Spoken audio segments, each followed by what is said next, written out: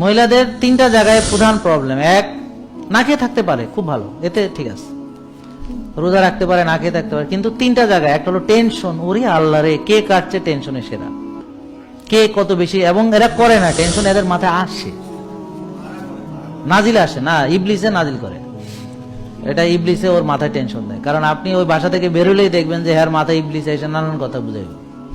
প্রথমে কেউ এবারে যে গেছে কি করতেছে তুই জানোস, তারপরে মানে আরো উল্টা পাল্টা, অমুক দিন না তোরে কি কইছিল, তারপরে 10 বছর আগে কোন দিন এই কথা কইছিল, এগুলো হ্যার মনে উঠাইব।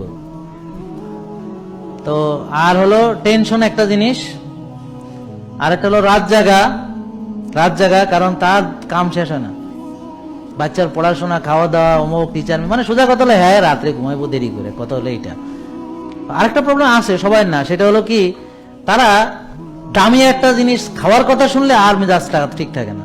তেল যত সস্তা হবে, বাজার যত সস্তায় করা যাবে, কোনো দামি জিনিস কিনে আনলে করে যদি খাবার হয় এটা মেনে নিতে পারে না, এত টাকা দিয়ে। কিন্তু যদি ধরেন গহনা কেনার কথা কন, তাহলে দামি হলে ভালো,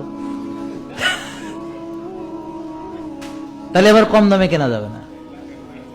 যদি একটা মেকআপ বক্স দেন, সবার জন্য বলছি না, একটা লিপস্টিক বিদেশ থেকে এনে দিচ্ছেন 12,000 টাকা, তাইলে দেখবেন খুশির সীমা নাই।